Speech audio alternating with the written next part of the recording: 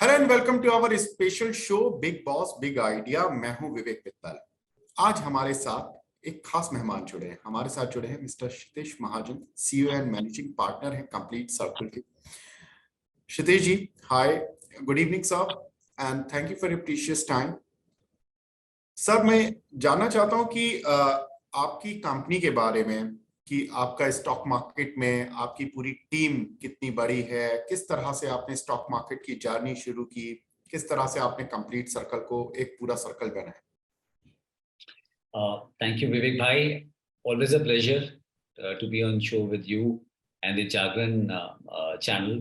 And बहुत nostalgic moment आ गई है कि दोबारा से जहाँ जहाँ से शुरू हुए थे दोबारा से आपको नरेट करता हूँ पूरा कैसे ऑल दिस हैज स्टार्टेड। सो मैं मेरा पार्टनर जो गुरमीत, मेरे बहुत क्लोज फ्रेंड, मेरे ब्रदर हैं।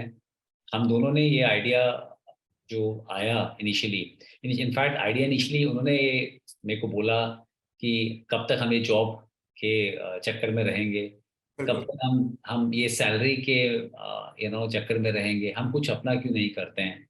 और मैंने बोला देखो भाई, यहाँ अपना करना बहुत अच्छी बात है, बट जो ईएमआई का एक जो हमने एक एक वरमाला डाली हुई है गले में, उसको निकालना ज़रूरी है। बहुत ज़्यादा एक्सपेंसेस हैं, एक लाइफस्टाइल मेंटेन कर रहे हैं और फैमिलीज हैं। अभी हमें पूरा मैथ्स ठीक से करना पड़ेगा बिफोर वी स्टार्ट दिस। हम बैठे आराम से एक दिन और काफ़ी चीज़ें तो कहते हैं ना कि दैट काफ़ी मसले खाने और पीने की टेबल पर हल हो जाते हैं। तो हम खाने पीने बैठे और टिश्यू पेपर पे पूरी प्लानिंग करी बैठ के वहाँ पर, जहाँ पर पूरा डिसाइड किया कि कैसे करना है, कैसे होंगी चीज़ें, क्या होंगी। और रात 12-1 बजे कोई लगभग, और अगले दिन सुबह तक पूरी प्लानिंग तैयार थी कि हमें क्या करना है and how we want to go about it. And ये कोई 2015 के आसपास की बात है। And that's how we decided that अब हमें अपना काम शुरू करना है। और हमें लगा कि ये जो सर्कल है, हमें लगता है इसको कंप्लीट करना चाहिए, जो क्लाइंट सेंट्रिक भी हो और जो एक एक व्यूअर है या कोई हमें सुन रहा है उसके सेंट्रिक भी हो। तो हमने इस कंपनी का नाम कंप्लीट सर्कल रखा। और भगवान की एक आप बोलिए की मेहर थी, ब्लेसिंग्स थी कि हमें वो नाम मिल भी गया। सो इस तरह से कंप्लीट सर्कल की कहानी शुरू हुई, जहाँ पे हम दोनों ने डिसाइड किया कि दैट एक एक एक ऑर्गेनाइजेशन, एक बुटीक वेल्थ फर्म शुरू करते हैं जो क्लाइंट सेंट्रिक हो। और उसी उसी सपने को लेके हम आगे बढ़े। और उसमें काफ़ी हद तक हमारे जो क्लाइंट्स हैं, आज जो भी कंपनी आज जहाँ पे भी अचीव हो पाई है, उसमें काफ़ी तक हमारे जो क्लाइंट्स हैं और हमारे साथ जो जुड़े हमारे मित्र और हमारे साथी हैं, उनका रोल प्ले है, मैं मानूंगा। कंपनी ज़रूर हमने शुरू करी, बट इवेंचुअली बड़ा होने के लिए बहुत ज़रूरी था कि लाइक माइंडेड लोग साथ में जुड़ें। बहुत ज़रूरी था कि आपके लिए आपके साथ क्लाइंट्स आएँ और उनके रेफरेंस के थ्रू जिस तरह से हमें क्लाइंट्स मिले हैं, I think lot of credit to our success goes to the people जो हमारे साथ आज जुड़े हुए हैं और जो साथ में हमारे क्लाइंट्स हैं, जिन्होंने हम पे वो भरोसा दिखाया है, किया है।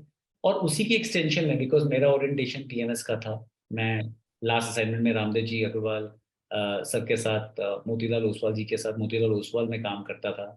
और वहाँ पे ओरिएंटेशन हमारा बड़ा क्लियर इक्विटी ओरिएंटेशन था कि देखिए, 2 एक्सपेंडिंग एसेट क्लास होते हैं, पढ़ाया जाता था हमें वहाँ पे, एक इक्विटी और एक रियल एस्टेट। अब रियल एस्टेट के लिए आपको एक हैवी अमाउंट चाहिए, पर एक एक इक्विटी इन्वेस्टर को लाने के लिए आपको हैवी अमाउंट नहीं चाहिए। और एक रिटेल इन्वेस्टर को आप एक बेटर रिटर्न्स कैसे दे सकते हैं, वो एक अच्छे इक्विटी पोर्टफोलियो में ही दे सकते हैं। तो वो ओरिएंटेशन बहुत क्लियर था। और हमारा कंपनी का क्लियर विजन था, जो इनिशियल हमने ऑब्जेक्टिव और विजन रखा था, दैट हमें इक्विटी का कल्ट इंक्रीज करना है। जो इंडिया की ग्रोथ स्टोरी है, उसका बेनिफिट अपने रिटेल इन्वेस्टर्स को और सभी इन्वेस्टर्स को भी पहुंचाना है। तो वो सोचते हुए हम सोच रहे थे कि हम डायरेक्ट इक्विटीज का काम करें, कि हम पीएमएस करें, कि एएफ करें। तो फिर 2-3 साल से प्लानिंग चल रही थी, थोड़ा कोविड हो गया, उस कारण से स्लो डाउन हुआ। पर हर चीज़ का एक समय होता है, जब होना होता है तभी होता है।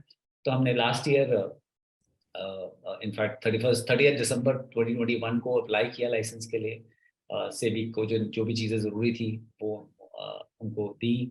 और 24 मार्च को लास्ट ईयर हमें लाइसेंस ये मिला। और 9 मई को हमने अपनी PMS portfolio management service journey शुरू करी।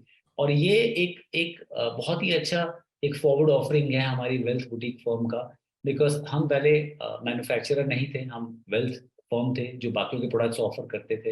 एंड वो सारे प्रोडक्ट्स आज भी ऑफर होते हैं जो जो जो स्क्रीन होते हैं और उसके बाद ऑफर होते हैं। और एक हमारा एक प्रोप्राइटरी इन हाउस प्रोडक्ट हुआ जो हमारी अपनी स्ट्रेंथ, चाहे वो हमारी रिसर्च टीम और हमारे एक्सपीरियंस के ऊपर जो जितने भी लोग जुड़े हुए हैं उनकी उनकी हेल्प से हम स्क्रीन करके पोर्टफोलियोज फिल्टर आउट करते हैं और अपने जो क्लाइंट पीएमएस में आ रहे हैं उनको ऑफर करते हैं। तो एक एक वेल्थ आर्म है, एक पीएमएस आर्म है, 6 लोकेशन आज एक्टिव हैं। बहुत बहुत खुशी होती है बताते हुए। माता वैष्णो देवी कटरा से लेके नीचे गोवा तक आज हमारे पास 6 लोकेशन हैं। अ, अ, कटरा जम्मू है, आपका चंडीगढ़ है, दिल्ली है, बॉम्बे है, पुणे है और गोवा है। तो 6 लोकेशन एक्टिव हैं आज। हमारा जो परिवार है कंप्लीट सर्कल का, उसमें कोई 32 पीपल जो हमारे साथ जुड़े हुए हैं, मेरे को मिला के तो हम 32 लोगों की एक ये परिवार, एक एसोसिएशन है। हम हम किसी को भी आज जो भी हमारे साथ जुड़ता है हम उसको एक परिवार का हिस्सा ही मानते हैं। और बहुत अच्छे अच्छे लोग साथ में आए हैं इस जर्नी में, जिसके कारण से आज आज रुबाब भी बड़ा है और काम भी बड़ा है। ये एक नटशल में कैसे हमने पूरा शुरू किया है। क्षितिज जी, बहुत ही इंस्पायरिंग जर्नी रही और कॉन्ग्रेचुलेशन फॉर योर टीम। जिस तरह से आप अपनी जर्नी को बहुत आगे तक ले जा रहे हैं और अभी तक जो लोग, बहुत सारे लोग होते हैं जो कि अपने सपने को सोचते देखते हैं लेकिन शुरू करने का सोच भी नहीं पाते और सुबह को उठते हैं वो सपने की तरह, सपना ही उनके साथ चलता रहता है लाइफ लॉन्ग और काफी समय तक चलता है। ये बहुत अच्छी चीज है कि आपने सपने को सच कर रहे हैं आप। अब मैं मार्केट की तरफ लौटता हूँ। बहुत सारे लोग ये जानना चाहते हैं कि जितने भी पोर्टफोलियो मैनेजर्स होते हैं वो बहुत अमीर होते हैं और बहुत पैसा बनाते हैं, लेकिन वो ये भी जानना चाहते हैं कि ये पैसा बनाने की जो मशीन वो लगाते हैं वो मशीन कैसे लगती है। विवेक भाई, अमीर देखिए, जो जितने भी पोर्टफोलियो मैनेजर्स हैं वो अपने नॉलेज में जरूर अमीर हैं, ये मैं आपको पक्का कंफर्म करता हूँ। और अच्छे पोर्टफोलियो मैनेजर्स हमेशा लर्न करते ही रहते हैं, क्योंकि मुझे ऐसा लगता है कि आज आपके साथ बात करने से 4 बातें मैं यहाँ से भी सीख के जाऊंगा कि हमें क्या करना चाहिए, क्या नहीं करना चाहिए। और देखिए, लर्निंग जो है ना, वो नेवर एंडिंग प्रोसेस है। जहाँ पे आपका लर्निंग खत्म हो जाता है, समझिए आप इवॉल्व होना बंद हो जाते हैं। मुझे लगता है हर ह्यूमन बीइंग आज की डेट में एक सॉफ्टवेयर की तरह है और उसको अपने आप को अपग्रेड करता रहना चाहिए। और वो अपग्रेडेशन तभी होते हैं जब वो लर्न करता रहता है। तो हम बोलते हैं कि हम अच्छे स्टूडेंट हैं कैपिटल मार्केट के और लर्न कर रहे हैं। Coming back to investment philosophy, हमारी इन्वेस्टमेंट फिलोसफी के 4 पिलर्स हैं। एक सबसे पहला इंपॉर्टेंट पिलर ये है कि हम क्वालिटी ऑफ मैनेजमेंट, या फिर आप कह सकते हैं प्रमोटर की क्वालिटी या उसके कंप्लायंस या इंटेंट पे बहुत बहुत बड़ा उसे एक नंबर देते हैं। कि जहां पे हमें लगता है कि कहीं पे भी अंकुश है या हल्का सा भी डाउट है या कुछ बहुत तेजी रफ्तार से कोई चीज बढ़ रही है without good support of earning, हम उस पर थोड़ा डाउटफुल रहते हैं और उसको पोर्टफोलियो में इंक्लूड नहीं करते हैं। और उस लेवल पे इंडिया में हद तक 90-95% कंपनीज निकल जाती हैं जहाँ पे आपका अकाउंटिंग सिस्टम में कोई आपको गैप दिखे या बहुत फास्ट अकाउंटिंग ऑडिटर्स में चर्न दिखे या थोड़ा डिविएशन देखे आपको डिविडेंड पेइंग में, या कुछ फीडबैक ठीक नहीं हो, या बहुत फास्ट ग्रोथ आ रही हो शेयर प्राइस में। ये सारे कई और इसके साथ कई और पैरामीटर्स होते हैं, तो उस पर आप क्वेश्चनेबल एक एक आपका लग जाता है। सेकंड पार्ट हम देखते हैं कि कोई भी बिजनेस, क्योंकि अब देखिए इंडिया में कोई भी cost of doing a business जो है वो आपका 9 से 10% की तो कॉस्ट ही है। जब आप लेट्स से आप बोरो करते हो मनी मार्केट से, पीछे 6-7% हुई थी, अब वो इंटरेस्ट रेट हाइक कर करके वापस आपका 8.5-9% के आसपास आ गई। अभी अगर कोई भी कंपनी जो है 15% के ऊपर से अर्निंग ग्रोथ या रिटर्न ऑन इक्विटी जनरेट कर रही है तो वो हमारे फिल्टर में आ जाती है। तो दूसरा फिल्टर ये हम लगाते हैं। तीसरा फिल्टर इनोवेशन। तीसरा फिल्टर सबसे इंपॉर्टेंट फिल्टर है जहां पे हम कहते हैं जो भी बिजनेसेस हमने आज शॉर्टलिस्ट किए हैं, क्या ये इनोवेट कर रहे हैं? व्हाई? बिकॉज जो भी कंपनीज अपने R&D स्पेंड में मैक्सिमम पैसा इनोवेशन में लगा रही है या अपने करंट एक्सपेंडिचर में इनोवेट कर रही है, हम उस कंपनी पे फोकस रखते हैं। बिकॉज बिना इनोवेशन के आज इतना फास्ट मूविंग लाइफ है या वर्ल्ड है विवेक, दैट अगर आप इनोवेट नहीं कर रहे हैं ना कहीं आप अपने लिए क्वेश्चन मार्क्स खड़े कर रहे हैं अपनी आगे ग्रोथ के लिए। एंड चौथा, जो भी कंपनी अर्निंग ग्रोथ जनरेट कर रही है या आरओई जनरेट कर रही है 15, 16, 17, 18%, क्या वो विद इंक्रीजिंग प्रॉफिटेबिलिटी या इंक्रीजिंग प्रॉफिटेबिलिटी मार्जिन के साथ कर रही है? तो हमारा मानना बड़ा क्लियर है कि एक एक इंग्लिश की कहावत है कि top line is vanity, bottom line is sanity, cash in bank is true reality. जो कैश जनरेट कर रही है कंपनी, क्या जो ये तो बॉटम आपकी टॉप लाइन होगी आपकी सेल्स नंबर, बॉटम लाइन होगी आपकी अर्निंग नंबर, और कैश इन बैंक एक्चुअल में जो प्रॉफिट आपका फाइनली आ रहा है। तो अर्निंग नंबर बढ़ रहा है और कैश इन बैंक अगर कम हो रहा है तो हमें वो बिजनेस नहीं पसंद है। एंड ऑफ द डे आपका प्रॉफिटेबिलिटी मार्जिन इंक्रीज होना चाहिए। तो ये 4 की पिलर्स हैं जिनके ऊपर हम अपनी पूरी इन्वेस्टमेंट फिलॉसफी हमने कार्व आउट करी है।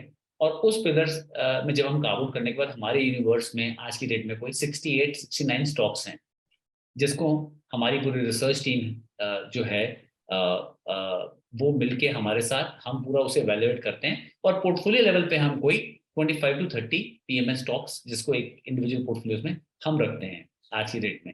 और बिकॉज अभी इनिशियली कोई 125 26 क्लाइंट्स हैं, कोई 150 करोड़ के करीब का एयूएम हम मैनेज करते हैं पीएमएस में, तो कस्टमाइज थोड़ा अप्रोच के साथ with in the parameters of जो रेगुलेटरी फ्रेमवर्क है हम वो मैनेज कर पाते हैं लोगों के। और दूसरा विवेक भाई, 2 चीजें हैं उसमें, लमसम इन्वेस्टमेंट का भी प्रोविजन है और एसटीपी का भी प्रोविजन है। पर मैं आपको बताऊं, लमसम में भी अगर कोई हमें एलोकेशन देता है, हम अपना टाइम लगाते हैं उसमें 10 से 12 हफ्ते डिप्लॉय करने के लिए, और हम क्लाइंट्स को यही बोलते हैं कि आप हमें जब पैसा दे रहे हैं तो आप वेल्थ क्रिएशन के लिए पैसा दे रहे हैं। यहाँ पे डबलर ट्रिपलर होने के बारे में बात हम बाद में करेंगे, बट सबसे पहले समय दीजिए। तो 5 साल से कम के लिए हम पैसा नहीं लेते हैं, और बहुत फोकस होकर अप्रोच के साथ ये इन स्टॉक्स के ऊपर रिसर्च करते रहते हैं। बिल्कुल। तो क्षितिज जी ये बताइए कि जब आप, जैसा आपने बताया कि अराउंड 70 कंपनीज हैं, उसमें से आप कुछ कंपनीज पोर्टफोलियो में लेते हैं, कुछ कई बार आजकल सिनारियो चेंज हो जाते हैं, लाइक कोविड के समय पर सिनारियो अलग है, तो उस समय पर 70 कंपनी शायद आपकी अलग होती होंगी। अब रशिया यूक्रेन वॉर हुआ या कुछ अलग जियोपॉलिटिकल टेंशंस हो गई, तो उस समय की कंपनीज अलग होती होंगी, तो ये इंक्लूड अलग से करते हैं या उन्हीं 70 में ही आपने इस तरह से अपना यूनिवर्स बनाया हुआ है कि उस 70 में ही सारा कुछ आता है? सो विवेक भाई, 70 में अगर हम ऐसे पूछेंगे तो 54-55 कंपनीज में कोई फर्क नहीं पड़ता है। अब लेट्स से, एंड अगेन मैं जो भी कंपनीज की आप अभी एग्जांपल दूंगा वो मेरे पोर्टफोलियो में है, पर कोई रिकमेंडेशन किसी को नहीं है, पर ये हमारे पोर्टफोलियो का पार्ट है। अब बैंक है, एचडीएफसी है या आईसीआईसीआई है, एफएमसीजी टाटा कंज्यूमर कंपनी है, आईटीसी है, यू नो आईटी की अभी इन्फोसिस और टीसीएस एज ए कंपनी है, यू नो ऑटो में महिंद्रा महिंद्रा टाटा मोटर है। अब इनको फॉर टाइमिंग कोई प्रॉब्लम आई, कोविड की कुछ आए, तो 1-2 क्वार्टर 3 क्वार्टर हो सकता है इनके स्लो डाउन हो जाए, खराब हो जाए। बिल्कुल। तो 1-2 कंपनीज ऊपर नीचे हो सकती हैं उसमें से, बट ब्रॉडली जब मैं पोर्टफोलियो बाय कर रहा हूँ, मान लीजिए आपके लिए पोर्टफोलियो बाय कर रहा हूँ, तो मैं तो पोर्टफोलियो आपका अगले 5-6 साल के लिए बाय कर रहा हूँ। Having said that, we keep a close tab, हम देखते रहते हैं क्वार्टरली अर्निंग्स, मैनेजमेंट से मिलते रहते हैं, क्वार्टरली अर्निंग कॉल सुनते रहते हैं, नंबर ट्रैक करते रहते हैं। आजकल तो मंथली बेसिस पे आपके वॉल्यूम्स भी आने शुरू हो गए हैं उनको ट्रैक करते रहते हैं, उन बिजनेसेस को देखते हैं। देखिए अभी क्या है, ये बहुत डायनामिक मार्केट हो गई है, आपने देखा भी होगा, बजट में आपसे बात हो रही थी, शायद आप ही ने तब कोट किया था कि साइकिल्स बहुत शॉर्ट हो गए हैं अभी। तो हम अपनी तरफ से क्या मैनेज करते हैं, क्या कोशिश करते हैं कि जितना हो सके अपनी जितने भी बिजनेसेस हम बाय कर रहे हैं, क्या वो बिजनेसेस अगले 3-4 साल के लिए एक 18-20% की ग्रोथ लेके आ सकते हैं। दूसरा, क्या वो बिजनेसेस से कुछ बेटर ऑप्शन है उसी सेक्टर में। सो एक ही सेक्टर में आप देखिए, ऑटो सेक्टर का एग्जांपल लेते हैं, 5 साल तक कोई मूवमेंट ही नहीं हुई, ना टामो, ना महिंद्रा महिंद्रा, ना आयशर, कुछ भी नहीं चला। पर ओएम्स कंपनी, जैसे 2 कंपनी की बात करता हूँ, एक लेयर ओएम कंपनी आपकी मिंडा इंडस्ट्रीज, वो मल्टीफोल्ड हो गई। दूसरी केपीआईटी जो अभी आजकल ऑल टाइम हाई चल रही है। सो आई एम सेइंग आपको उसी सेक्टर में से कुछ विनर्स चूज करने हैं। तो अगर वो विनर्स आप ले पाते हैं, एंड हैविंग सेड दैट, हर बार आप सक्सेसफुल नहीं होंगे, कई बार आप मिस्टेक्स आपकी भी होंगी, पर मिस्टेक्स कम रखनी है। सो बहुत ब्रॉडली पोर्टफोलियो चेंज नहीं होगा। जैसे मुझे लगता है एक लेट्स से बैंकिंग सेक्टर की या आईटी सेक्टर में अगर आपको कुछ बाय करना है, तो इन्फोसिस एक नाम है जो आपको निकल के सामने आता ही है। वेरी रेयर होगा किसी के पास इन्फोसिस एज ए पोर्टफोलियो में नहीं होगा। अब बैंक्स हैं, अगर आप कह रहे हो कि इंडिया की इकोनॉमी अगले 5 साल में 7 से 8% नॉमिनल जीडीपी और रियल जीडीपी और 11 से 12% नॉमिनल जीडीपी पे ग्रो करेगी, तो आपका बैंकिंग इंफ्रास्ट्रक्चर 15% में ग्रो करेगा ही करेगा। तो आपको वो रखना ही है पोर्टफोलियो में। तो बट यस, आपने बिल्कुल सही बोला, 7-8 ऐसे नाम होंगे जहां पे आप इन आउट करेंगे, जहां पे आपको लगेगा कि हाँ, बिकॉज इस समय सिनेरियो डिफरेंट है तो मुझे डिफरेंट चीज लेनी चाहिए। वैसे कल को इंडिया का वर्चस्व आपका डिफेंस में बढ़े, डिफेंस पार्ट्स में बढ़े, तो कल को आप डिफेंस की कंपनीज और ऐड कर सकते हैं पोर्टफोलियो में आने वाले टाइम में। जो एक एरिया है, फार्मा हैज गॉन थ्रू 2 साल की पेन से गया है और फार्मा अपना ऑलमोस्ट रॉक बॉटम पे है। तो आपको लग रहा हो कि हाँ, इस समय लग रहा है फार्मा का रिमैप आएगा, तो आप हो सकता है थोड़ा ट्वीक करके फार्मा ऐड कर लें। पर on an average portfolio managers 10 से 12 या 15% आपका ट्वीक करते ही हैं। मैं पीएमएस की बात करूं, हमारा वो चर्न रेशियो आज की डेट में 5% के आसपास है। बट मैं कह रहा हूँ कि दैट वी डोंट माइंड अगर कल को मुझे बेटर अपॉर्चुनिटी मिले, पर वो अपॉर्चुनिटी बहुत ज्यादा चेंज करने की नहीं होगी, क्योंकि मैंने जो बिजनेसेस दिए ही हैं वो मैंने 1-2 क्वार्टर को रिव्यू करने के लिए नहीं लिए हैं, वो मैंने 4 से 5 साल के लिए लिए हैं कम से कम। कुछ हो सकता है मेरे लाइफ टाइम के लिए हो, पर हम उसे हर क्वार्टर रिव्यू करते हैं। कल को लगता है कि हाँ, कुछ कोई दिक्कत है, कोई प्रॉब्लम है, देन एज ए टीम, जो हमारी पूरी एक रिसर्च टीम, देखिए एक फ्रेमवर्क है जिसमें कोई मेरा या मेरे पार्टनर का कॉल नहीं है, पूरे एक प्रॉपर रिसर्च टीम है। गुरमीत CIO हैं, नवनीत जो है रिसर्च हेड हैं, प्रज्ञा रिसर्च एनालिस्ट हैं, फिर आदित्य हैं जो कैपिटल साइड से हमारे रिसर्च एनालिस्ट हैं, जो उस फॉर्म में, जो हमारी वेल्थ की फॉर्म उसमें रिसर्च एनालिस्ट है। सो एज ए टीम हम डेटा पॉइंट शेयर करते हैं। भी ब्लूमबर्ग का एक्सेस है हमारे पास Kotak securities, ICICI securities, Motilal, इनके एक्सेसेस हैं। तो कॉल्स अटेंड करते हैं, प्रमोटर से मिलते रहते हैं, आपके शूज देखते रहते हैं, डेटा पॉइंट्स वहां से एक्सट्रैक्ट करते हैं, और फिर नटशेल में कोशिश करते हैं कि कहीं पे ऐसा लगे कि बहुत ज्यादा लुक्रेटिव कोई चीज लग रही है तो उसको क्वेश्चन करते हैं। आज बहुत अच्छी बात ये है कि कुछ कंपनी बिजनेसेस ने बहुत अच्छा किया है, तो कोई आउट परफॉर्मेंस अगर आ रही है तो हमें उसको भी क्वेश्चन करना चाहिए कि आउट परफॉर्मेंस आ क्यों रही है इतनी। अगर out performance is supported with earning, समझ आता है मुझे, बट अगर वो सिर्फ पी का पैरामीटर ही है जो ऊपर जा रहा है और अर्निंग सपोर्ट नहीं कर रही है, तो वो क्वेश्चनेबल है। तो कई बार लगता है कि कुछ रैली मिस होगी, हमें भी लगता है, बट आई थिंक अपने को और क्लाइंट्स को हमें लगता है स्ट्रेस फ्री स्लीप रिटर्न चाहिए। सो बिकॉज अगर स्ट्रेस रहता है तो ऐसे रिटर्न का 1-2% का डेल्टा इतना इतना मान्य नहीं रखता है। आप एक क्वालिटी पोर्टफोलियो बाय करें, और वही हम फोकस करते हैं। जी क्षितिज भाई, जैसे कि हम देखते हैं कि एक कंजर्वेटिव एनालिस्ट जो होते हैं generally P ratio, PEG ratio, sales growth के डेटा से वो निकालते हैं कि CAGR कितनी है। बहुत सारी जो न्यू एज कंपनीज और बहुत सारी, जैसे मैं नाम नहीं लूंगा, कुछ ग्रुप्स के जिनकी शायद पी रेशियो पर उनको देखना ही गलत हो जाता, लेकिन और अगर हम पी रेशियोज पर देखते तो वो शायद आपका प्रॉफिट 2x पर ही बुक हो जाता और वो 40x हो गए, 30x हो गए। दुख होता है जब हम सही वैल्यूएशन के हिसाब से चलकर प्रॉफिट बुक कर लेते हैं, या ये होता है कि चलो ठीक है, हमें एक अलग ही पैरामीटर बनाने हैं कुछ कंपनीज के लिए। देखिए, मैं मुझे ना स्टार्टअप इंडिया पे बहुत गर्व है। मैं बहुत रिस्पेक्ट करता हूँ सब कंपनीज को, एंड मुझे अच्छा लगता है जब इनके जो भी स्टार्टअप आइडियाज जिन्होंने शुरू किया उनकी अच्छी वैल्यूएशंस बनती है। पर कहीं ना कहीं मुझे लगता है कि इन्वेस्टर्स के लिए ये जानना जरूरी है कि आपको कितना रिटर्न चाहिए पोर्टफोलियो में। आप पहले, अगर आपने वो फिक्स कर लिया ना कि क्या रिटर्न आपके लिए पर्याप्त होगा, तो आप इस ट्रैप में नहीं पड़ेंगे। आई डोंट माइंड, देखिए कल को कोई कंपनी बिजनेस, मैंने आपको क्या बताया, कोई कोई बिजनेस प्रॉफिट जनरेट कर रहा है, I don't mind, as a team we don't mind to invest in that company. But अगर कोई बिजनेस है जो सिर्फ सेल्स नंबर जनरेट कर रहा है और हर क्वार्टर लॉस बुक कर रहा है बिकॉज वो कुछ और एक्सपेंशन की बात कर रहा है, तो मैं चाहूंगा कि वो एक बार प्रॉफिट जनरेट करना शुरू कर दे, मैं तब उसे बाय करूँ। अगर स्टोरी बहुत अच्छी है ना विवेक भाई, तो 10 रुपए की चीज अगर 1 लाख की बनने वाली है, तो वो 100 पे लो या 200 पे लो, कोई फर्क नहीं पड़ता।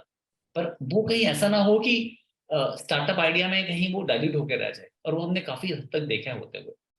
किसी भी नॉर्मल इन्वेस्टर को, जो लोग ये शो देख रहे हैं, मैं उनको बोलूंगा कि देखिए, अगर आपने 12-13% रिटर्न भी जनरेट कर लिया ना, तो आप कंपाउंडिंग के फॉर्मूला के हिसाब से जो 72/R में बताता है कि कितने साल में पैसा डबल होगा आपका, तो 6 साल में पैसा डबल करते हैं, 12 में 4 गुना करते हैं, और 18 में 8 गुना, 24 साल में ये 16 गुना होता है विवेक भाई, 30 साल में ये 32 गुना हो जाता है, 12% रिटर्न में भी।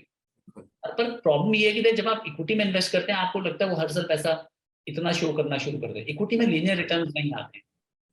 तो आप इंडेक्स का रिटर्न ही अगर आप देखेंगे सेंसेक्स का रिटर्न ही 13.5% है सिंस इंसेप्शन। राइट। तो ये गेज करना जरूरी है कि क्या रिटर्न पर्याप्त आपके लिए।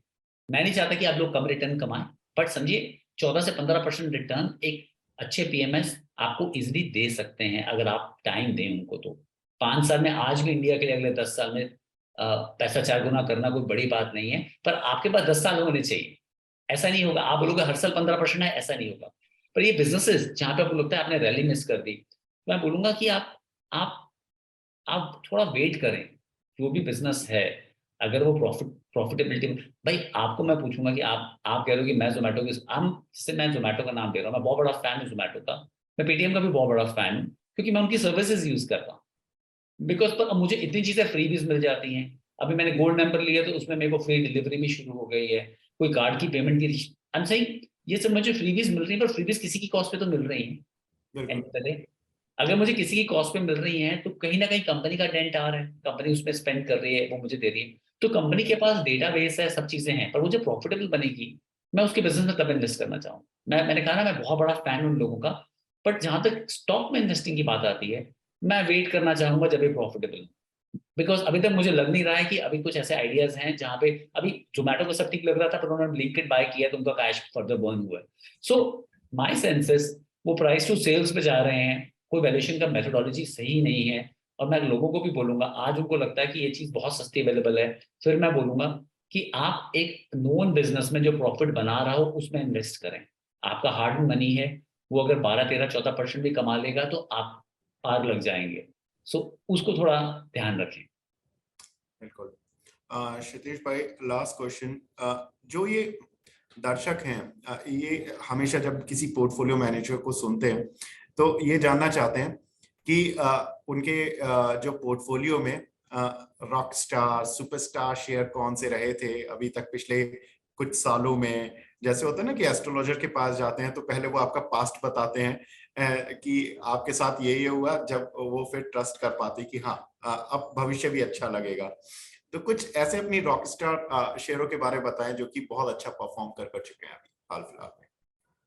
सो I don't mind sharing names, but again ये कोई रिकमेंडेशंस नहीं है, ये मेरे पोर्टफोलियो का हिस्सा है। हमारे लिए बैंक्स ने अच्छा किया है, आईसीआईसीआई एसबीआई बैंक ने अच्छा किया है, ऑफरेट एचडीएफसी ने चलना शुरू कर दिया है। हमारे लिए मिंडा एज ए कंपनी ने बहुत अच्छा किया है जो हमारे अच्छे पोर्टफोलियो का हिस्सा है। KPIT has done very well. तो ये 4-5 नाम हैं जिन्होंने अच्छा किया है हमारे पोर्टफोलियो में। अगेन मैं क्योंकि इन्होंने मेरे पोर्टफोलियो में मेरे लिए अच्छा किया, मेरे पोर्टफोलियो के लिए अच्छा किया है, आप इसलिए बाय मत करें, आप अपना ड्यू डिलिजेंस करें। बिल्कुल। But again I am saying अगर आप लोग के पास समय नहीं है इक्विटी को पढ़ने का या ट्रैक करने का या अर्निंग कॉल समझने का या बैलेंस शीट भी देखने का, और आप इसलिए खरीद रहे हैं बिकॉज आज क्षितिज और विवेक यहाँ बात कर रहे हैं या कोई और चैनल में कोई और बात कर रहा है, तो मेरा रिक्वेस्ट रहेगा आप एक अच्छा फंड ले लें।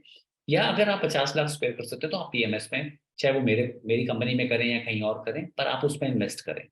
बट अपने आप डॉक्टर बनने की कोशिश में क्या होता है, कई बार आपको लगता है बहुत आसान है, आप मानेंगे इतनी रिसर्च टीम हमारी स्ट्रांग है, हम और चीजें ऐड कर रहे हैं और कैपेबिलिटीज ऐड कर रहे हैं, फिर भी कहीं ना कहीं कुछ मिस्टेक्स हो जाती हैं। सो सो पॉइंट ये है कि कम से कम मिस्टेक्स उसी में फोकस करते हैं। सो यस ये कुछ बिजनेसेस हैं जिन्होंने अच्छा किया है, बट अगेन मेरा कहना यही है कि आप एक फंड रूट लें या पीएमएस रूट लें, और अगर आप फुल टाइम रिसर्च में हैं और आप समझ सकते हैं बिजनेसेस को तो आप अपना पोर्टफोलियो खुद बनाएं। बिल्कुल। तो ये कुछ गुरु मंत्र बताएं क्षितिज जी ने, जिसके जरिए आप समझ सकते हैं कि एक डॉक्टर की फिलॉसफी क्या होती है, एक पोर्टफोलियो मैनेजर किस तरह से सोचते हैं और किस तरह से एक फंड शुरू किया जाता है, किस सोच के साथ किया जाता है और किस तरह से रिटर्न बनाए जाते हैं। इतना आसान नहीं होता है स्टॉक मार्केट में भी रिटर्न बनाना। तो बहुत तरह के पॉइंट्स हमें मिले आज। क्षितिज जी आपका बहुत बहुत शुक्रिया सर हमसे जुड़ने के लिए और ये सारे गुरु मंत्र बताने के लिए कि किस तरह से हमें एक अपना पोर्टफोलियो बिल्ड करना चाहिए और क्या कुछ एक जर्नी होती है, कितना टफ होता है एक पोर्टफोलियो को बिल्ड करना। तो फिलहाल इस कार्यक्रम को यहीं पर समाप्त करते हैं। नमस्कार।